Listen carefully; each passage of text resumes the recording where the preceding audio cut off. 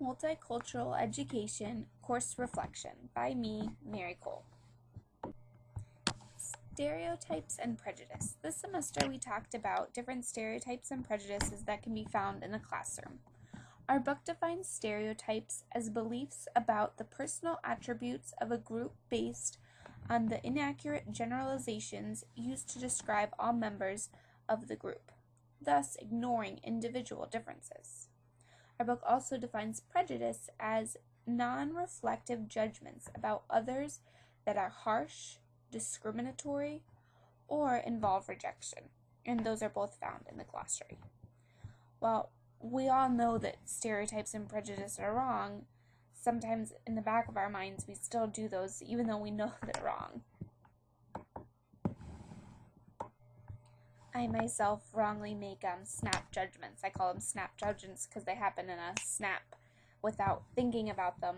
They usually involve gender roles, and as I found this semester, English language learners or ESOL students.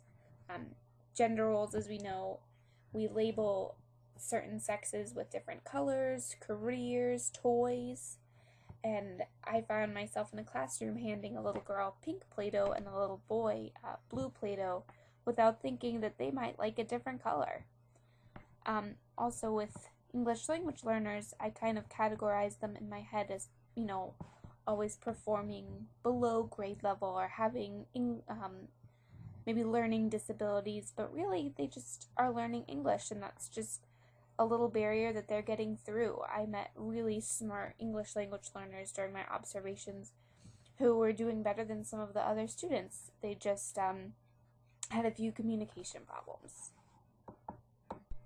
The values that lay the foundation for my worldview would have to be hard work, honesty, and fairness. I value all of those things and like to have a classroom that respects all of them equally as well. Hard work. I believe in hard work. I work hard now in school and also other activities in my life.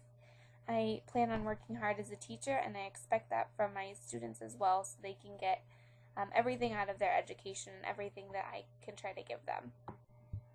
Honesty. I'm also a big believer in the honesty policy, and will try to always be honest with my students and expect the same out of them. Fairness. I know we all always hear that saying, life isn't fair. And while that may be true, I hope to have a very fair classroom where there's no favoritism, and I want to treat all my students the same with fairness. Personal attributes that empower me would have to be my family and teachers I've had in the past. Throughout my life, I've had different things that have kind of held me back and been struggles, and my family has always been there for me, but not only that, my teachers. I can always remember the teachers who have been there for me. And my family members, many of them have been teachers, and they've always empowered me and made me want to be a teacher when I grew up. This is my dad. He was a teacher in the state of Oklahoma for quite a few years, and in the state of New Jersey for a few years also. He is one of the big reasons why I've always wanted to be a teacher. He used to bring home lesson plans and different counting things that my sister and I would play school with during the summer with all of his supplies. This is my mom and my older sister, who are both also teachers. My mom is a professor for graduate students, and my sister is an elementary school teacher. And there are other great people in my life who've empowered me and also pointed me towards the education road. And my teachers who've empowered me. I don't have any pictures of my specific teachers who've empowered me, but I know throughout my life, the year that my dad died and the year that my parents got divorced and that my sister moved away, when all those things happened, I remember the teachers who were there for me, and they kind of protected me, and I'll always be thankful for them, and that's the kind of teacher I want to be. I want my students to remember me, the times that I helped them and was there for them. So the question Dr. V asked is, what were main points that we learned in this course? Well, we did learn quite a lot. I think the most meaningful things that I got out of this course was that this course helped me have an open mind with children of diversity and with learning disabilities and language barriers. So I have an open mind. I've also had lots of experience in many classrooms, and I've seen a lot of great ideas of things you can do in classrooms with special ed students and ESOL students also. Experience in the classroom. This is a class that I observed, and don't worry, Dr. V, the teacher made sure when she emailed me this picture that all the parents of these children have signed off that they're allowed to be photographed.